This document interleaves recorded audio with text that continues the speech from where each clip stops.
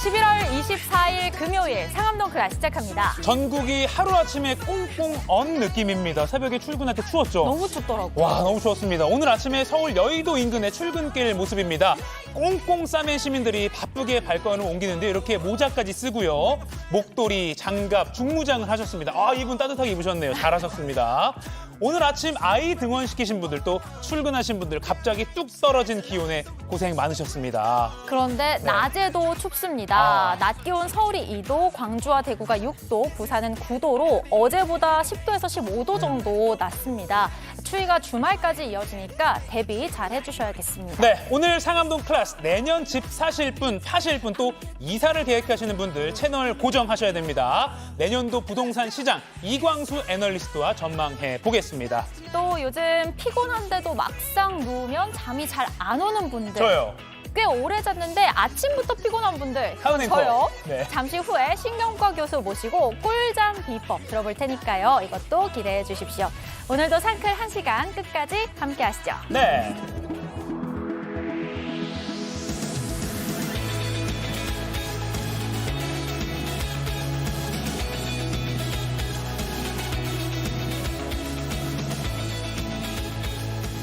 생방송 상암동 클래스 유튜브 JTBC 뉴스 채널이나 네이버 뉴스 페이지에서도 실시간으로 함께 보실 수 있습니다. 도로시악 이슈 이재승 기자, 김태인 기자 나왔습니다. 안녕하세요. 네. 안녕하세요. 안녕하세요. 안녕하세요. 네, 오늘도 꼭 알아야 할 소식들 알기 쉽게 전해드리는 도시락 이슈. 이재승 기자, 첫 번째 소식 볼까요? 네, 첫 번째는요.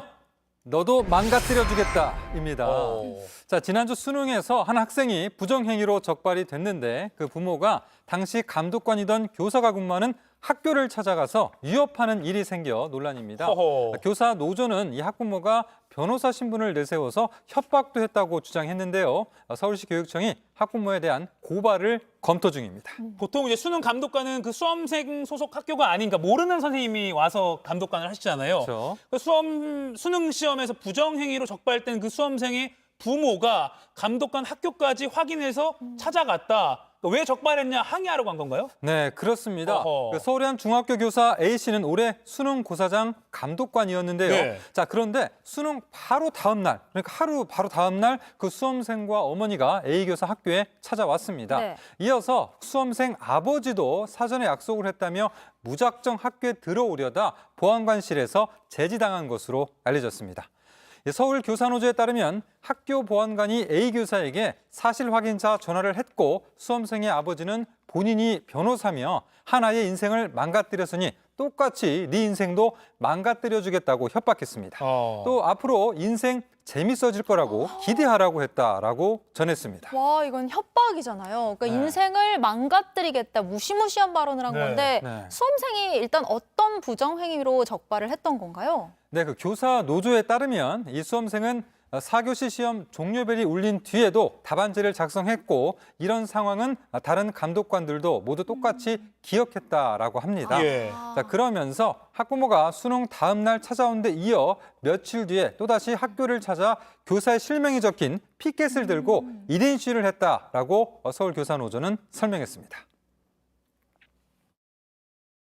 엄청나게 두려움과 공포를 느끼셨습니다. 그러니까 아버님 같은 경우에는 선생님 계시는 교무실 앞까지 오셨어요.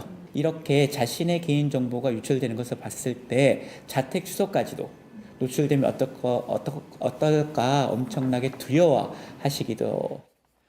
네, 자, 이 교사가 교권보호위원회 개최를 신청했고요. 학교 측은 학부모 모습이 담긴 CCTV와 녹취록 등을 교육청에 제출을 했습니다.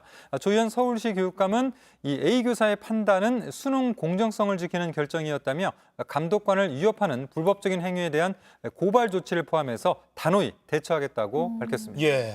또 이와는 별개로 2년 전에도 네. 학교 교실에 들어가서 선생님한테 폭력을 행사했던 그 학부모가 네. 어제 법정에서 구속되는 일도 있었죠. 네, 그 자신의 아이가 그 학교 폭력 가해자로 지목을 받자 수업 중인 초등학교 교실에 들어가서 이 교사의 목을 조르고 욕설을 한 30대 학부모가 법정에서 아니 구속됐습니다. 목까지 졸랐어요? 욕설뿐만 아니라 뭐 잡아 끌고 목을 예. 조르고 이런 행위를 했다라고 하는데요. 예. 징역 1년을 선고를 받고 법정 구속이 됐는데 이 학부모는 당시 교실에 있던 초등생 10여 명에게도 우리 애를 신고한 게 누구냐라면서 소리를 질러서 아이고. 정서적으로 아동을 학대한 혐의도 받았습니다. 자, 사건은 재작년 11월에 벌어졌는데요. 당시 녹취록 들어보시죠.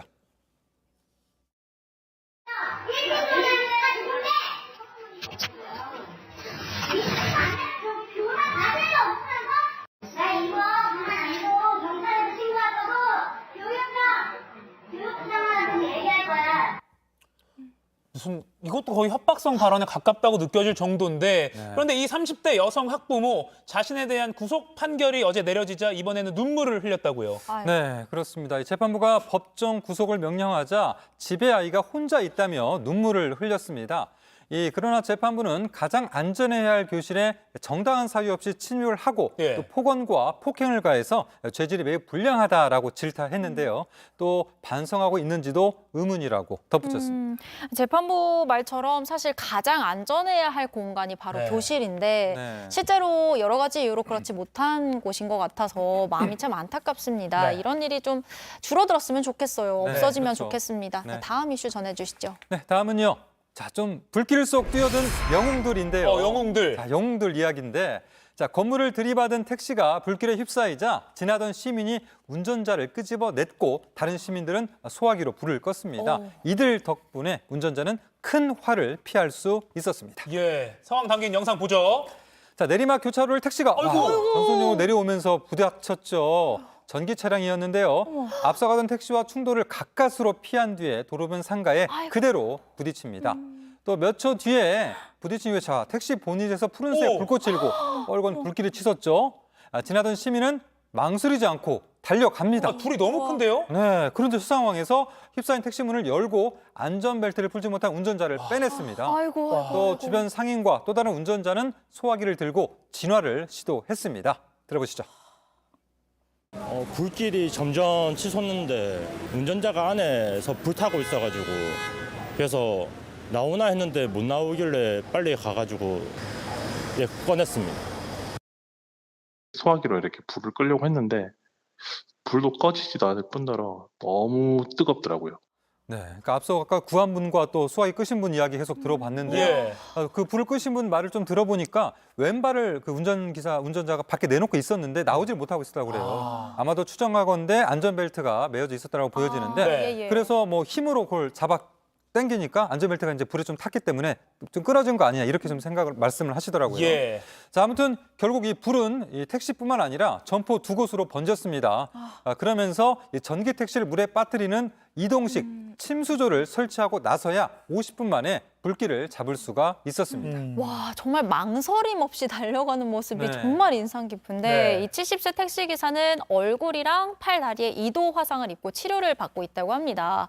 그래도 정말 이 시민들 덕분에 생명을 건졌잖아요. 너무 그렇죠. 다행이에요. 불길이 너무 갑자기 순식간에 커지기 때문에 아까 그 시민이 꺼내주시지 않았다면 택시기사분은 정말로 큰 화를 입었을 수도 있는 상황입니다. 네. 정말 목숨이 그래도 상하지 않아서 다행인데 사고 택시가 현대 아이오닉 5 전기차로 지금 확인이 되고 있습니다. 네. 불나면 사실 휘발유나 경유차보다 전기차는 끄고 막 하는데 오래 걸리고 소방관도 참 애를 먹잖아요, 전기차. 그렇습니다. 이 전기차는 그 차량 아랫부분에 그 예. 배터리가 있어서 한번 불이 붙으면 쉽사리 꺼지지가 않습니다. 예. 일반 자동차에 비해서 전기차는 배터리 열 폭주로 인해서 불을 끄기도 어렵고 시간도 더 오래 걸립니다. 심지어 욕조 같은 게 뭔가요? 자, 침수조를 저렇게 이동식 침수를 설치를 해서 한참 담궈놓은 다음에야 좀 불길을 잡을 수 있었는데 그래서 이번 같은 경우도 이동식 침수조 장비를 동원해서 50분 만에야 불을 끄는데 성공한 상황입니다. 그러니까 사실상 아예 물에 빠뜨려 놓는 거군요. 그렇습니다. 그렇군요. 그래서 사고 장면을 다시 한번 보면은 네.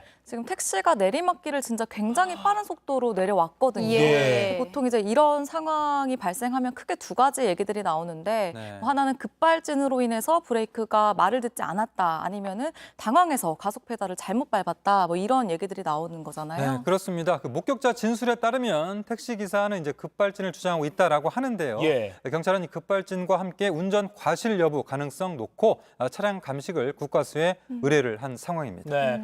이번 사고 원인이 급발진인지 아직 확인은 되지 않았습니다만 이 차를 만든 제조사도 원인 규명에 적극적으로 협조를 했으면 좋을 것 같습니다. 네. 또 앞서 인터뷰로도 봤던 그 불길 속에서 택시 기사를 이렇게 끄집어낸 그 그렇죠. 시민과 또 소화기를 들고 불을 꺼준 그 시민 영웅 두 분. 성함이 유세림 씨, 박지훈 씨입니다. 네. 여러분 모두 외치십시오. 유세림, 박지훈. 네. 멋진 영웅 두 분 저희가 대신 박수를 드립니다. 네, 네. 정말 감사합니다. 와. 자, 좀 훈훈하게. 네. 물론 큰 사고였지만 이 두 분의 그 영웅담을 또 들으니까 뭔가 사이가 아직은 따뜻하다는 생각이 드네요. 네. 자, 다음 이슈 또 넘어가 보죠. 자, 다음은요. 싫다고 했잖아입니다. 오. 자, 축구 국가대표 황의조 씨의 불법 촬영 혐의를 두고 진실 공방이 이어지고 있습니다. 예. 피해자 측이 어제 일방적 촬영이었다며 관련 녹취록을 공개했습니다. 자, 지난 6월에 사생활 영상이 퍼진 뒤에 황의조 씨와 유포된 영상 속 피해자가 통화한 내용인데요. 자, 피해자는 영상을 보여달라, 지워달라고 했고 싫다고 했었는데 아직도 있냐라고 물었고요. 예. 황 씨는 다 지웠잖냐면서 그 이후에 촬영된 거라고 답합니다. 피해자가 불법적인 행동을 한 건 인정해야 된다. 잘 마무리해주면 법적 조치를 취할 생각은 없다라고 하자 황 씨는 좀 미안하다. 이런 식의 이제 녹취록 대화 내용이 있었습니다. 예, 그러니까 피해자 측은 이런 녹취록을 근거로 해당 영상이 동의 없이 불법적으로 촬영됐다라고 계속 주장을 하고 있는 건데요. 게다가 이 피해자 측은 황 씨에게 또 다른 범죄 의혹도 있다고 하고 있습니다. 변호사 이야기 들어보시죠. 유포자의 진술을 청취하게 되었습니다. 가해자가 지인들과 불법적으로 촬영물을 공유하였다라는 취지의 발언을 하였고요. 특히 피해자 측은 황 씨 측이 피해자 신상 관련 내용을 언급한 게 2차 가해이고 협박이다라고 또 반발을 하고 있습니다. 예. 네. 황 씨도 여기에 대해서 입장문을 냈죠? 네, 그렇습니다. 이런 상황에서 황 씨 측은 이제 어제 또 입장문을 또 냈는데 그 형수와 관련된 그런 내용이었는데 형수는 이제 평범한 일반인이라면서 결백을 믿고 있다라고 밝혔고요. 네. 형제 간의 금전 다툼이나 부적절한 관계 이런 것들은 아니다. 이런 의혹은 사실이 아니라고 강조를 했습니다. 네, 그러니까요. 유포가 또 형수가 했다라고 밝혀지면 사건이 정말 두 갈래로 그러니까 불법 촬영과 유포 우리 논란이 계속 커지고 네네. 있는데 이렇게 성관계 불법 촬영 혐의로 경찰 조사를 받는 황의조 씨가 태극마크를 달고 국가대표로서 경기를 뛰는 게 과연 올바른 거냐라면서 국내외 팬들에게 비판 여론이 커지고 있죠. 네, 그 황 씨가 이제 지난 화요일 중국전 A매치에 아무런 제재 없이 출전을 했는데요. 예. 국내 스포츠계에서 피해자 신분으로 대표팀 경기에 뛴 사례는 거의 없기 때문입니다. 예. 과거 사례를 보면 2021년 교제했던 여성에게 데이트 폭력, 불법 촬영 등을 한 혐의로 고소당했던 프로배구 선수 정지석 씨는 소속팀 대한항공 훈련에서 즉시 배제가 됐었거든요. 또 대한체육회도 당시 1년간 열리는 모든 국제대회에 국가대표로 참가할 수 없도록 그렇게 얘기를 한 그런 바가 있습니다. 네. 네, 그래서일까요? 그 앞서 중국을 3대 0으로 우리가 완전히 완승을 거뒀었잖아요. 네. 그때 이강인 선수가 올린 사진도 논란이 되고 있더라고요. 이강인 선수한테 불똥이 좀 튀고 있다는 말도 그렇습니다. 있어요. 네. 네. 자, 먼저 한번 사진부터 한번 보실까요? 예. 자, 승리의 기쁨을 나누는 기분 좋은 사진인데 일부 누리꾼들이 자, 이강인이 공유한 사진에 황의조의 모습이 담긴 것에 대해서 비판을 했습니다. 댓글을 통해서 굳이 황의조가 있는 단체 사진 올려야 하나 피해자를 생각해서라도 황의조 사진은 지워달라는 등 이런 반응을 보였습니다.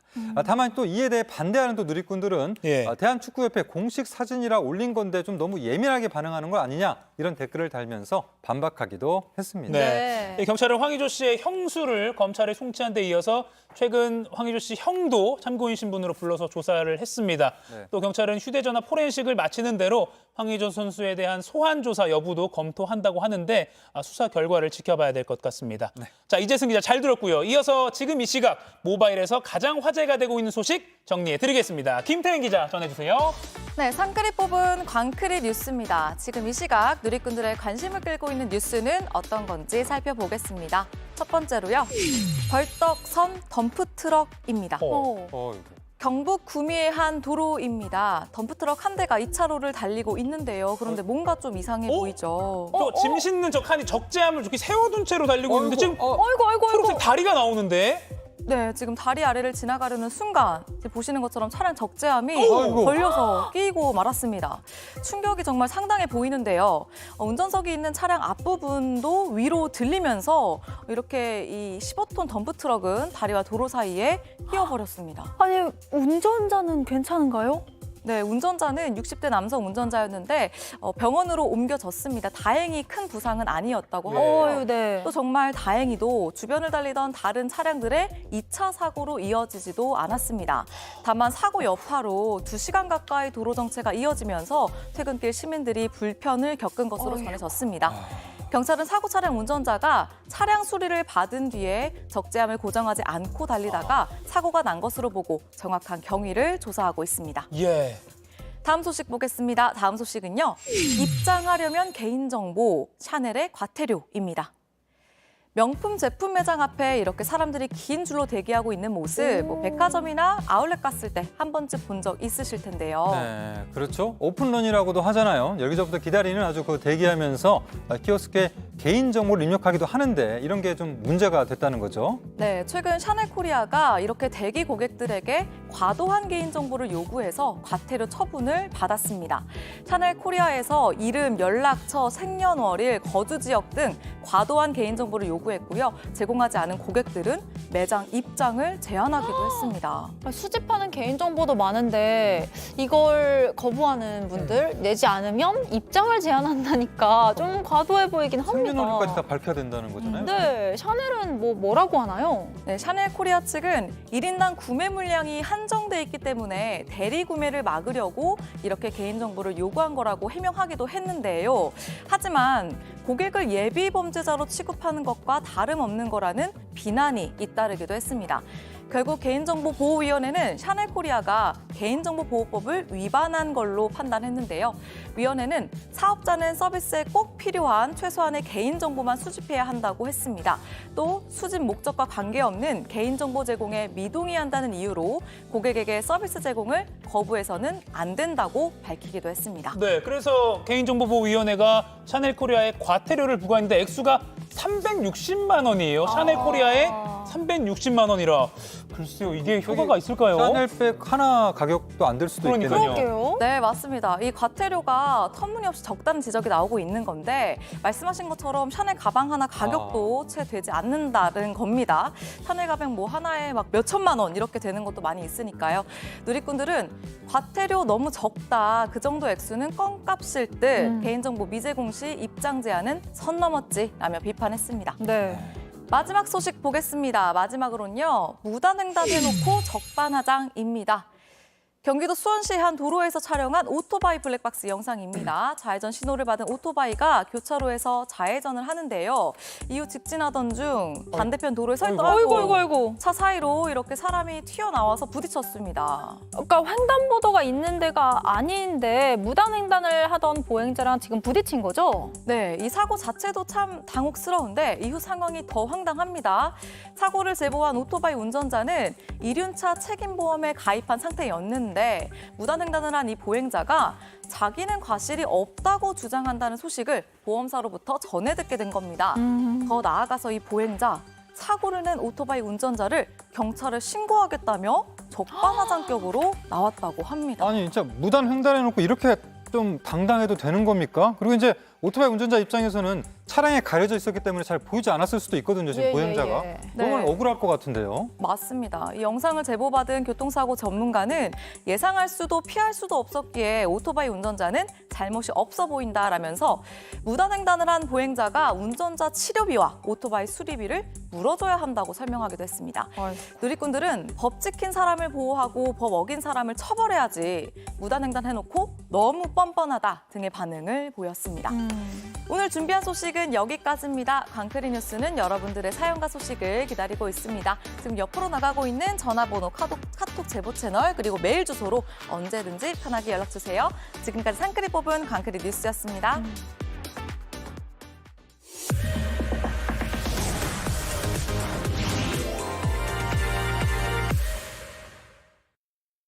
네, 지금 시각 10시 18분입니다. 저 같은 경알못, 경제를 잘 알지 못하는 사람을 위한 당장 내 돈이 되는 정보 머니클래스. 오늘의 키워드 먼저 보시죠. 2024년 부동산 전망, 집값 오를까 떨어질까? 2023년 부동산 시장이 종잡을 수 없는 방향으로 흘러간 한 해였습니다. 올해 초만 해도 집값이 폭락하면서 건설사들이 미분양을 걱정해야 했는데 정부가 부동산 규제를 확 풀면서 집값 하락이 멈추고 반등했습니다. 하지만 최근엔 시장 분위기가 다시 차갑게 식는 모양새인데요. 이렇게 갈팡질팡하는 집값, 2024년에는 반등할까요? 아니면 다시 하락세로 돌아설까요? 전문가 모시고 얘기 들어보겠습니다.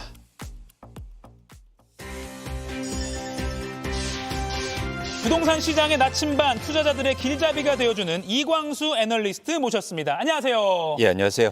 자, 어느덧 벌써 11월 말이라서 이제 내년을 또 전망해야 될 시기가 왔습니다. 네. 일단 지금 부동산 시장은 좀 어떻게 보십니까? 침체라고 봐야 되나요? 저희가 미래 전망을 할 때 현재를 정확히 보시는 게 굉장히 중요한데요. 예. 일단 첫 번째는 심리 지수를 한번 말씀드리고 싶어요. 네. 그래서 부동산 심리 지수가 최근에 다시 하락하고 있는데 소비자 심리 지수인데요. 네. 일종의 수요자들이 어떻게 시장을 판단하느냐를 보실 수 있습니다. 예. 근데 보시는 것처럼 국토연구원에서 발표하는 주택매매 소비 심리 지수가 다시 하락하고 있고요. 전반적으로 이 가격에서 살 사람들이 좀 줄어들고 있다 이렇게 보시면 좋겠습니다. 네. 다음으로 보시면 매매 가격 중요하죠. 그래서 네네. 가격이 어떻게 되느냐인데 최근에 계속 좀 상승세를 보이다가 보합세로 돌아서고 있습니다. 예. 그래서 서울 아파트 같은 경우에도 그러니까 실거래가면 보면 일부 하락하는 그런 거래 건수도 조금씩 증가하는 그런 상황입니다. 예. 마지막으로 굉장히 중요하게 보는 게 보시는 것처럼 전국 아파트 매물인데요. 집을 갖고 있는 분들이 팔려는 매물이 계속 증가하고 있어요. 예. 그러니까 집값 상승에 대한 기대감이 계속 좀 줄고 있다. 이렇게 보시면 좋겠습니다. 그러니까 갖고 있을 필요가 없으니까 매물 내놓는 거겠죠? 기대감이 줄어드니까. 기대감이 줄어드니까. 그러면 지금 이제 뭐 약간 조정이 불가피하다 뭐 이렇게 좀 봐도 되나요? 혹시 침체다. 그렇습니다. 저희가 2024년을 전망할 때 좀 주택 가격 하락이 불가피하지 않을까 이런 전망을 하고 있습니다. 예. 2020 어쨌든 상승세가 둔화되고 그게 내년까지 이어질 수도 있다. 그럼 내년 부동산 시장 전반적으로 일단 어떻게 될지 좀 짧게 먼저 요약을 해주신다면요. 그래서 전반적으로 보면 수요가 감소하는 상황 속에서 수요 감소. 아까 말씀드린 것처럼 매물이 증가하면 네. 이게 공급 증가거든요. 그럼 모든 재화 가격이 수요는 줄어드는데 공급은 증가하니까 값이 떨어지고. 가격이 떨어질 수밖에 없죠. 예. 예. 그럼 그렇게 좀 집값 하락할 것 같다라는 그 전망의 근거를 하나씩 좀 짚어보죠. 일단 수요 전망을 좀 말씀드리고 예. 싶은데요. 앵커님 생각하시기에 투자하면서 쓸 수 있는 자산이 뭐가 있을까요? 투자하면서 쓸 수 있는 사용하면서 투자도 해요. 사용하면 원래 달아서 없어지잖아요. 네. 예. 부동산에 유일합니다. 없네요. 네. 네네. 부동산은 독특하게도 쓰면서 가격이 오르는 그런 그리고 투자도 하는 이런 예. 성격을 갖고 있어서 저희가 보시는 것처럼 수요를 파악할 때 실수요도 있지만 투자 수요도 있는 거예요. 네. 자산 중에서 이런 자산이 많지 않거든요. 예. 근데 최근에 투자 수요가 지속적으로 감소하고 있습니다. 그 이유는 직접적으로는 사실 고금리 영향인데요. 네. 굳이 내가 집 사서 돈을 벌 생각이 줄어들고 있는 거죠. 일례를 말씀드리면 일종의 저희가 투자 수요를 어디에서 진단을 파악할 수 있냐면 네. 갭 투자입니다. 갭 투자. 그러니까 일종의 전세를 끼고 사는 사람들이 많았을 때는 서울에 5,000명 이상이 한 달에 집을 그렇게 갭 투자를 샀어요. 네. 근데 지금은 200명이 안 됩니다. 월. 그러니까 엄청나게 줄어든 거죠. 예. 이런 투자 수요가 감소하다 보니까 전반적으로 수요가 감소하는 상황이고요. 또 실수요도 감소하고 있다는 거죠. 네. 그러니까 여러 가지 뭐 고금리라든가 담보 대출에 대한 부담 때문에 전반적으로 또 투자 수요뿐만 아니라 실수요도 감소하는 그런 모습을 보여주고 있습니다. 역시나 금리가 정말 집을 사는 그 심리에도 영향을 많이 주는 것 같아요. 이유가 뭐냐면 한국의 부동산 시장이 투자화돼 있기 때문이에요. 예. 그러다 보니까 좀 더 보시는 것처럼 금리에 민감하게 반응하는 거죠. 그리고 생각해 보면 내가 뭐 이 집에서 30년 동안 살 거면 금리를 그냥 뭐 이렇게 빚을 내서라도 쭉 사서 그 집에 살 텐데 투자화 됐다고 하니까 금리가 높으면 민감하게 지금은 아니겠다. 그렇죠. 그런 심리가 차라리 생기는 거군요. 적금 들지 뭐 이런 생각을 갖고 있는 거죠. 그렇군요. 실수요자들이 쉽게 집을 살 수 없는 환경, 뭐 금리 때문이도 그렇고요. 네. 그래서 집값이 하락할 수밖에 없다. 수요 측면 말고 아까 투자 수요 말씀하셨고 실수요도 말씀하셨고 수요 감소 말고 또 내년 집값 하락으로 볼 수 있는 그 원인 또 뭐가 있을까요? 직접적으로는 공급 증가인데요. 여러분들이 집값을 전망할 때 공급은 매도 물량입니다. 그러니까 쉽게 말해서 여러분들이 사시는 아파트는 누군가 갖고 있는 집이잖아요. 네네. 그렇기 때문에 그 게 사실 공급이거든요. 네. 집을 갖고 있는 사람들이 많이 시장에 내놓으면 공급이 증가하는 거죠. 예. 근데 보시는 것처럼 최근에 서울 아파트 매도 물량이요. 7만 8천 건 이상으로 해서 통계가 집계된 이후로 최대 수치를 보여주고 있습니다. 아, 그러니까 집을 갖고 있는 분들이 팔려고 내놓는 매물이 증가한다는 거예요. 그러면 공급이 증가하는 거잖아요. 내가 살 만한 아파트가 증가하니까. 네. 그런 측면에서는 아까 말씀드린 것처럼 수요는 감소하고 있는데 네. 이런 매물이 증가하면 가격 하락이 불가피하지 않을까. 그런 전망이 가능하게 됩니다. 그러면 내년에는 2024년에는 집값이 좀 평균적으로 많이 빠질 거라고 보세요? 가장 중요한 게 뭐냐면 예. 최근에 집값이 하락할 때 제가 어떤 표현을 썼냐면 많이 빠졌는데 많이 빠지지 않았어요. 그게 무슨 말이죠? 많이 빠졌는데. 가격의 하락폭은 컸는데 예. 그런 가격이 떨어진 매물이 많지 않았어요. 아, 그래서 내 집 마련하기가 쉽지 않았습니다. 그러니까 통계로 뭐 빠졌다고 숫자는 나오는데 그런 매물을 찾기는 어렵다. 그렇죠. 아. 근데 내년에 어떤 현상이 일어날 것으로 저희가 전망하냐면 예. 가격이 빠진 매물이 많아질 거예요. 실제로 이제 구할 수 있는 게 많아진다. 양이 많아져요. 아. 그래서 내년에 굉장히 중요한 시장이 오는 겁니다. 아하. 내 집 마련하기 훨씬 더 용이한 거죠. 그러네요. 에코님 한번 생각해 보세요. 10억짜리 아파트가 10채 있는데 네. 한 채가 7억으로 빠졌습니다. 예. 그리고 또 한 경우는 뭐냐면 10억짜리 10채 중에서 3채나 4채가 8억으로 빠졌어요. 아, 그러면 어느 게 많이 빠진 겁니까? 7억으로 빠진 게 많은 한 채가 많은 거예요. 8억짜리 4채가 빠진 게 많은 거예요. 네 채. 그렇죠. 사년 입장에서는. 그렇죠. 그래서 내년도에 이런 시장이 아하. 저는 예상된다는 거죠. 그러니까 평균의 함정이 없어지는 거네요. 그렇습니다. 하나 때문에 뚝 떨어져서 뭐 싸져 보인다고 했지만 이제 내년에는 좀 전체적으로 아주 싼 건 없을 수 있어도 많이 싼 것들이 좀 나온다. 그래서 평균 가격이 되게 중요합니다. 평균 가격. 네. 알겠습니다. 매매까지. 그러니까 매매 2024년에는 많이 빠진 물건들이 좀 많이 보이는 그런 한 해가 될 거다라고 이광수 애널리스트께서 예측하셨습니다. 네. 네. 자신 있으신 거잖아요. 그럼요. 네네, 자신 알겠습니다. 있습니다. 네. 매매까지 봤고요. 그러면 내년 전세 시장은 어떻게 좀 보세요? 이게 최근에 전세 가격이 오르고 있거든요. 네. 그래서 그래프를 한번 봐주시면 네. 최근에 매매 가격은 좀 둔화되고 있는데 전세 가격이 굉장히 가파르게 상승하고 있어요. 네. 근데 이런 현상이 나타나는 이유는 아까처럼 집을 사는 수요는 줄어드니까 예. 전세 쪽에 수요가 증가하고 있는 겁니다. 그리고 뭐 빌라라든가 이런 전세 사기 문제가 나면서 아파트에 전세 수요가 몰리면서 이런 현상이 나오고 있는데 예. 전반적으로 이렇게 추세적으로 전세 가격이 계속 오르기는 좀 힘들지 않느냐. 일단 가장 중요한 건 마찬가지로 해서 뭐 전세 담보 대출이라든지 고금리에 있기 때문에 네. 이렇게 계속 금리가 높은 상황 속에서는 전세 가격이 오르기도 힘들다는 거고요. 네. 전세 가격을 보실 때 굉장히 또 중요한 게 있어요. 네. 전세 가격은 월별 상승률도 사실 의미가 있지만 2년 전보다 어떻게 됐냐가 중요합니다. 그렇죠. 그렇잖아요.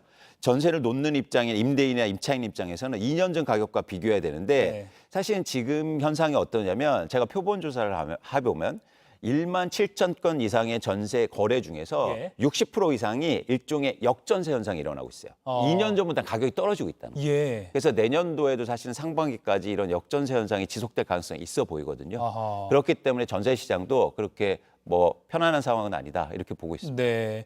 그러니까 고금리니까 역시나 전세 가격 상승에도 어느 정도 한계가 있을 수밖에 없고 네. 그리고 아까 말씀하신 대로 전세라는 건 계약되니까 2년이니까 2년 전과 비교했을 때 역전세가 나타나는 것도 덜어 있더라. 그렇습니다. 그렇군요.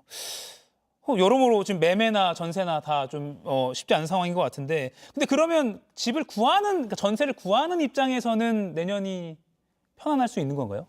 어느 정도 오르는데 한계가 있다고 하셨으니까. 편안하진 않을 거예요. 예. 왜냐하면 2년 전보다는 가격이 떨어져서 네. 뭐 부담은 가지 않으시겠지만 네. 물량이 많지 않을 수는 또 있어요. 물량을 또 봐야 되는 예, 거예요. 그렇죠. 왜냐하면 전세 물건이 많은 상황은 아니거든요. 예. 입주 물량이 좀 줄어들고 이래서 예. 그래서 가격은 오르기는 한계가 있지만 네. 집을 뭐 이렇게 편안하게 찾기는 좀 힘들지 않을까 생각합니다. 금리 얘기를 계속 했는데 가계 부채 문제가 뭐 역시나 계속 심각하고요. 그래서 정부 입장에서도 이제 좀 확 풀었던 부동산 대출을 조금 조이는 방향으로 좀 튼 것 같아요. 그럼 이런 지금 흐름이 앞으로 부동산 시장에 어떤 영향이 있을 거라고 전망하십니까? 당연히 수요에 영향을 미치죠. 수요에. 그래서 대출을 많이 해주면 올해 예. 같은 경우에 특례 보금자리 론 등을 해서 네. 정부에서 좀 정책적으로 대출 시장을 풀어줬거든요. 네. 그러다 보니까 일부 실수요에 영향을 미치면서 가격의 회복세를 좀 이끌었는데 가계부채가 지금 너무 부담되다 보니까 네. 그런 측면에서 영향이 있을 것 같고요. 중요한 게 지금 대출 시장에서 DSR 규제입니다. 그러니까 DSR. 총부채 상환 비율 비율이라고 하는데 원리금 상환 비율이라고 하는데 예. 전체 대출, 가계가 갖고 있는 전체 대출의 원리금을 대비해서 40% 이상을 대출하지 못하게 돼 있거든요. 근데 이게 최근에 어떤 논의들이 있냐면 가계 대출이 너무 급증하다 보니까 여기 DSR 규제에서 전세 대출은 제외됐었어요. 그러다 보니까 일종의 이런 분들도 계셨습니다. 전세를 대출 받아서요. 갭을 전세 끼고 또 집을 사요. 다른 집을. 뭐 이런 분들도 사실 많았거든요. 그런데 잠깐만요. 그 DSR을 개념만 정리 다시 한번 해볼게요. 네. 그러니까 주택 관련이 아니라 뭐 카드 대출이나 이런 모든 부채를 포함해서 거기서 내 소득이랑 그 비중을 따지는 거죠. 그렇습니다. 그 전에는 DTI라고 그래서 예. 주택담보대출만 고려하고 그건 집 관련 대출만이고. 그리고 거기 플러스 다른 대출의 이자만 네. 고려했었어요. 근데 이건 모든 대출의 원리금. 모든 대출의 원리금. 원금과 이자. 예. 그러다 보니까 부담이 더 클 수 있는 거죠. 네. 그러네요. 근데 이게 본격적으로 좀 강화되면서 아무래도 시장에도 영향을 크게 미치지 않을까 생각하고 있습니다. 가계부채 문제도 또 그거에 따라 정부가 어떻게 또 규제를 하느냐, 또 그게 또 부동산 시장에 어떻게 영향을 주느냐 계속 연쇄적으로 좀 확인을 해봐야 될 것 같습니다. 사실 요 질문이 이제 하이라이트 같습니다. 지금 시청자분들도 그래서 이광수 애널리스트께 여쭤보고 싶은 게 내가 내년에 뭐 지금 집 관련해서 조금 투자를 해볼까, 아니면 집을 내놓을까, 뭐 전세를 뭐 해서 이사를 가볼까, 어쨌든 변동을 할 계획이 있는데 어떻게 하냐 이겁니다. 내년에 전략을 좀 어떻게 세우면 좋을까요? 그러니까 말씀드린 것처럼 각자의 상황이 다르지만 네. 제가 이제 무주택자분들을 위해서 말씀드리면 네. 자, 내 집을 언제 사느냐? 네. 가격이 빠질 때 산다예요. 예. 이거 큰 전제 조항이 필요합니다. 네. 왜냐하면 아까도 말씀드렸죠. 부동산은 사용할 수 있는 자산이기 때문에 네. 가격이 빠지면 계속 빠질 수가 없어요. 그렇기 때문에 가격이 빠지면 사실 내 집 마련을 하셔야 된다는 거고요. 그럼 언제가 가장 싸냐? 네. 이런 질문을 하실 거잖아요.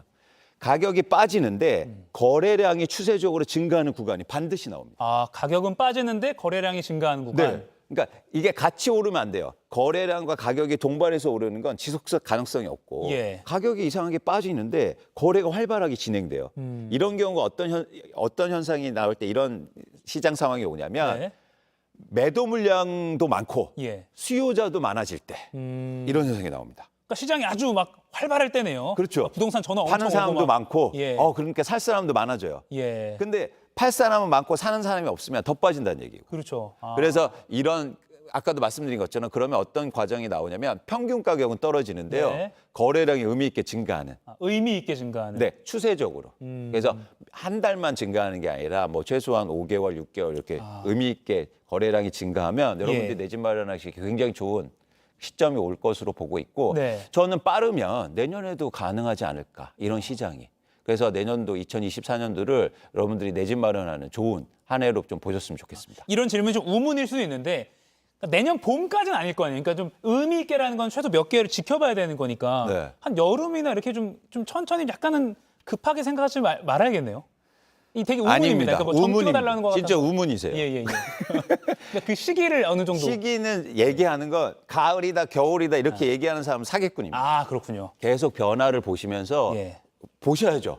내 집 마련하는데 그 정도는 하실 수 있습니다. 알겠습니다. 네. 그리고 그런 걸 보려면 부동산 뉴스도 계속 봐야겠지만 뭐 실제로 뭐 포털 사이트 같은 데서 확인할 수 있는 뭐 매물이나 뭐 정보들도 계속 좀 봐야겠네요. 그렇죠. 그렇죠. 그러니까 사실은 전문가분들께서 가격 관찰해라, 거래량 관찰해라고 말씀을 해주시는데 이거 어디서 봐야 되는지 모르는 분들이 많기 때문에 그래서 그렇죠. 궁금한데. 그래서 저도 이제 레포트를 무료로 내고 있으니까 예. 혹시 이렇게 검색해서 보시면 될 것 같고요. 네. 또 하나 중요한 건 뭐냐면 구체적이어야 돼요. 여러분들이 시장을 사는 게 아니에요.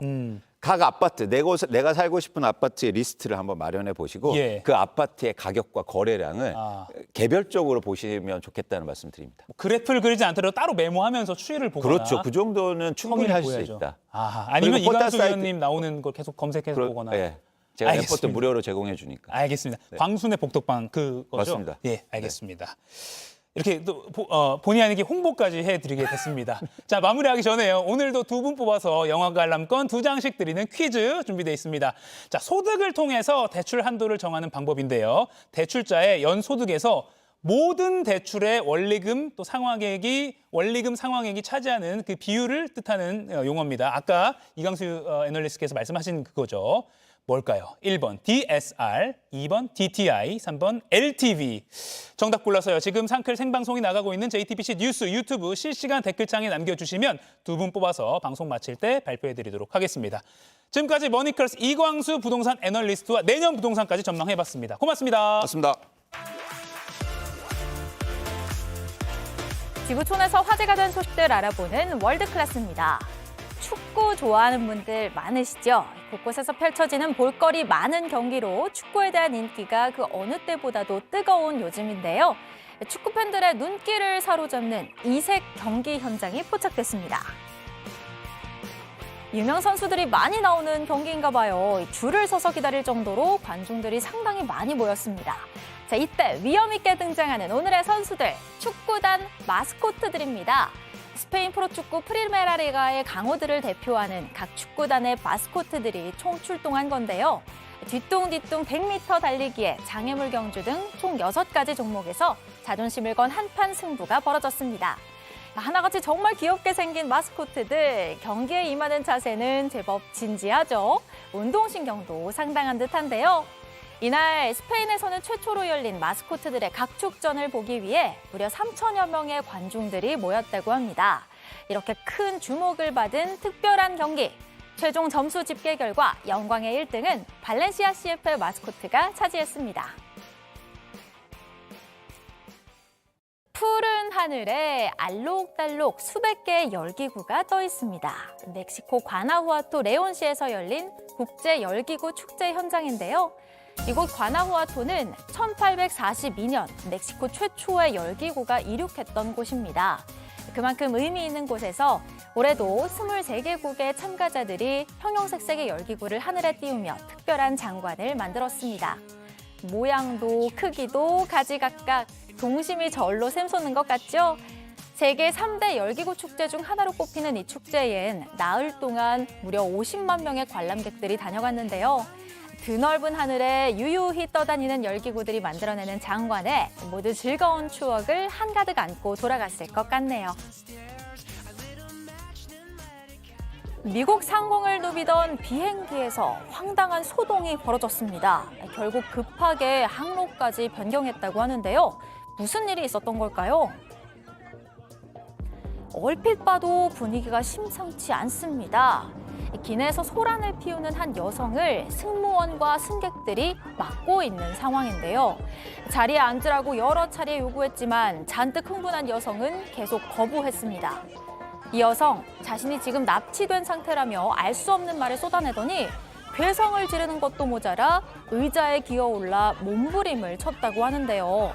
거기다가 이 상황을 지켜보던 또 다른 승객이 여성에게 사악한 영혼이 씌었다며 퇴마를 한답시고 호통을 치면서 기내 안은 순식간에 아수라장이 됐습니다. 정말 환장의 조합이 따로 없죠. 결국 미국 휴스턴에서 덴버로 향하던 이 비행기는 항로를 바꿔 긴급 회항해야 했습니다. 난동의 주범이었던 여성은 착륙 즉시 경찰에 체포됐고 약물 중독이 의심돼 조사를 받고 있습니다. 그런데 이 항공사 비행기 대체 무슨 애군이라도 낀 건지 이 난리가 난 지 얼마 되지 않아서 또 다른 여성이 기내 통로에서 바지를 내리며 소동을 피웠다고 합니다. 지금까지 월드클래스였고요. 계속해서 상클 라이프가 이어집니다.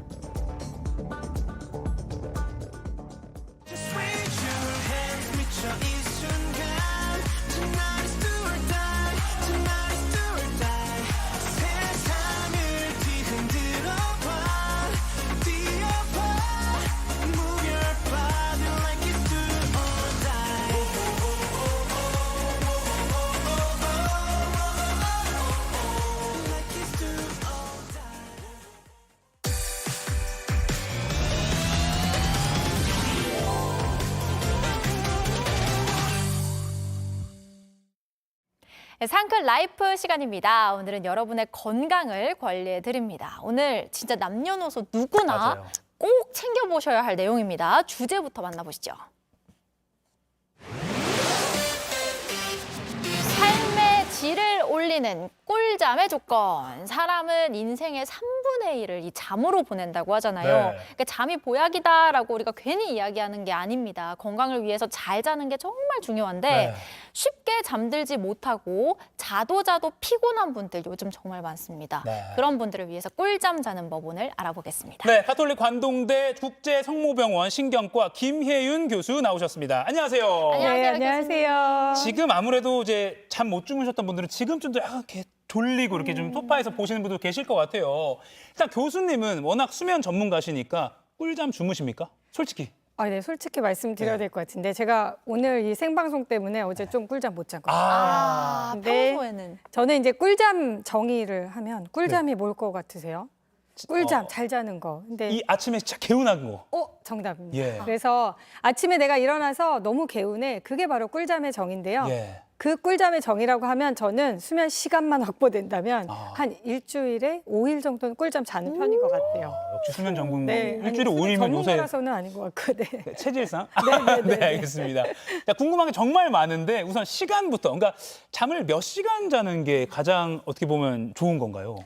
제가 사실은 수면 환자도 만나고 이런 방송에서도 가장 많이 들었던 게 몇 시간 자야 되냐요인 것 같아요. 네. 그래서 우리가 권장 시간 이런 게 있잖아요. 네. 그래서 사실 권장 수면 시간은 7시간에서 9시간은 자야지 괜찮은 거다 하는데 좀 전에 우리가 꿀잠 얘기를 했는데 꿀잠이 잘 자고 일어나서 내가 개운한 게 꿀잠이다. 그러면 사실은 우리가 이 권장 수면 시간에 너무 몰입할 필요는 없는 것 같아요. 그래서 시간에 얽매일 필요 없다. 네네. 그래서 이 시간을 조금 벗어난다고 해도 내가 개운한 시간, 나 6시간을 잤는데 너무 잘 잤어. 그러면 그게 내 몸이 필요로 하는 수면 시간인데 굳이 그거를 권장 시간에 맞추기 위해서 너무 긴장하고 몰입하고 강박에 빠지시고 너무 걱정하실 필요는 없을 것 같아요. 김혜영 교수님이 7시간 일해서 막 5시간 잤는데 편안한데 막 2시간 더 자야 돼 하면서 이렇게 할 수는 없잖아요. 네네네. 네, 그게 알겠습니다. 더 나쁜 것 같아요. 네. 알겠습니다. 자, 그럼 기초부터 찬찬히 살펴볼게요. 네. 자, 잠은 인간의 생존이나 건강이랑 아주 밀접한 관련이 있다는 건 모두가 아마 알고 계실 텐데 예.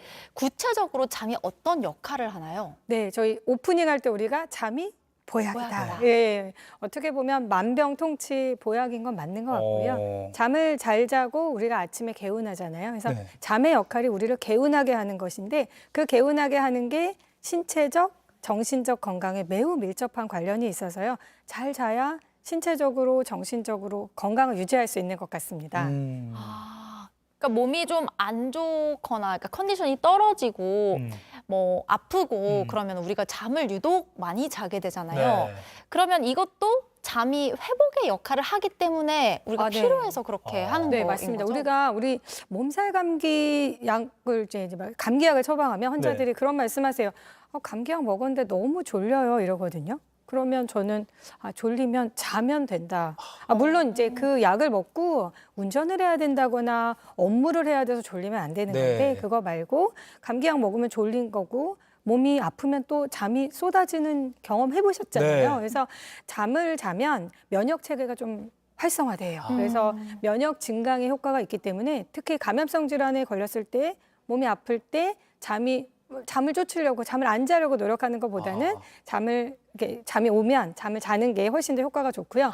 최근에 또 코로나 백신 맞고 나서 잠을 잘 자는 사람하고 그렇지 못한 사람을 연구를 했어요. 네. 그랬더니 백신을 맞고 나서 잠을 잘 잤던 사람들이 백신 맞으면 제일 중요한 지표가 항체가 형성. 얼마나 형성되냐거든요. 네. 그래서 잠을 잘 잤던 사람들이 항체 형성도 더 좋았다. 이런 보고들도 있고요. 또 코로나 감염이 됐던 사람들을 이제 가지고 연구를 해봤더니 잠을 잘 자는 사람들이 회복도 더 좋았다. 이런 연구들도 있었습니다. 야, 그러니까 푹 자야 나 이게 거짓말이 아닌 거예요. 네네. 자, 그럼 거꾸로 잠이 부족한 경우에는 그럼 우리 몸에 어떤 악영향이 생기나요?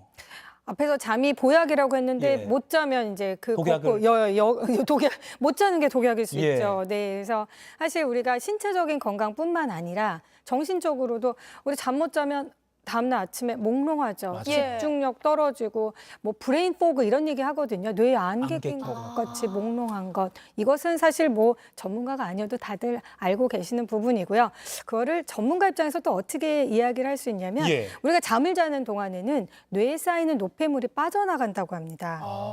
그런데 잠을 잘 못 자면 이 노폐물이 쌓이게 되죠. 그래서 최근에 이제 알츠하이머병, 알츠하이머 치매에서 아밀로이드 베타가 이제 뇌에 쌓이는 게 원인 중에 하나다 이렇게 알려져 있는데요. 잠을 자는 동안 이러한 노폐물들이 적절하게 빠져나가지 못하면 이제 위험이 높아질 수 있는 거죠.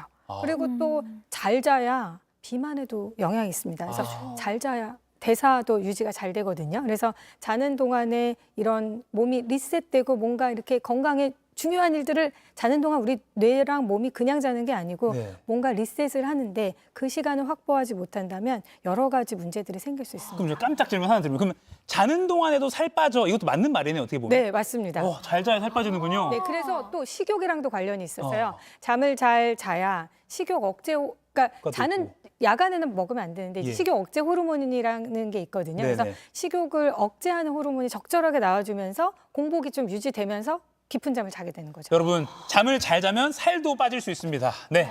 그건 진짜 선생님께서 산 증인이신 것 같아요. 왜요? 5일을 꿀잠을 주무시니까 아. 뭔가 이렇게 날씬하시고 아. 그런 아이고, 거 아닐까요? 다른 노력도 좀 있는데. 아, 네네. 알고 보니까 헬스 막 3시간씩 하시는 걸 수도 있거든요. 네. 넘어가겠습니다. 네, 수면의 질이 진짜 삶의 질 자체에 정말 큰 영향을 직결돼서 이렇게 미치는 것 같은데 맞아요. 이 꿀잠을 자기 위한 구체적인 방법 10가지가 있다고 해요. 요거 10가지 저희가 딱 목록으로 정리했으니까 인터넷에 온갖 정보가 많잖아요. 오늘 김혜윤 교수님이 딱 정리해 드리겠습니다. 자, 하나씩 살펴보죠. 예. 자, 목록 띄워주세요. 자, 1번.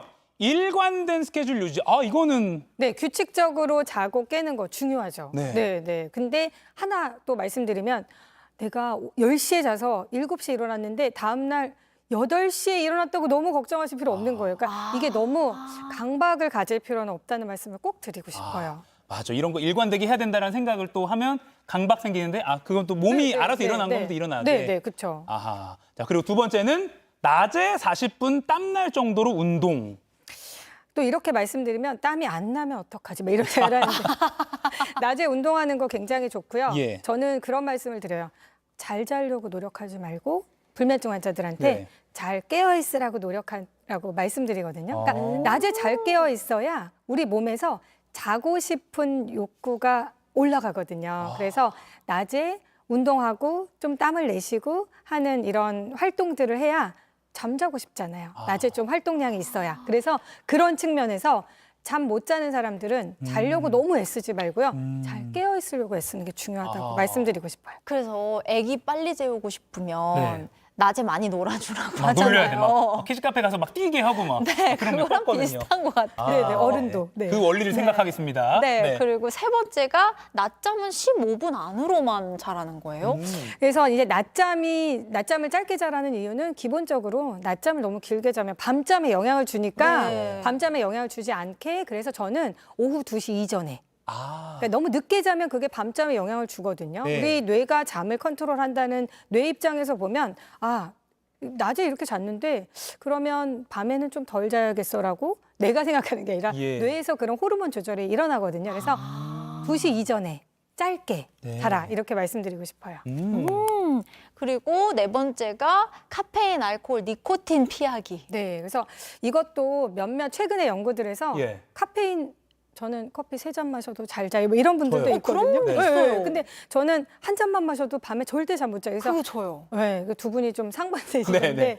카페인에 대한 반응은 사람들마다 조금 개인차가 있기는 한데요. 네. 그래도 카페인이 수면에 안 좋은 건 맞고 아. 알코올, 니코틴은 너무나 많은 데이터를 통해서 안 좋다고 알려져 있습니다. 근데 제가 여기서 반론. 네, 네. 알콜. 네. 소주 한 2잔 정도만 딱 먹어주면 잠 잘 와 하시는 분들이 있거든요. 그러니까 네. 과음은 아니지만. 그거 꼭 말씀드리고 싶은데 알코올은 수면에 안 좋습니다. 안 좋다. 네.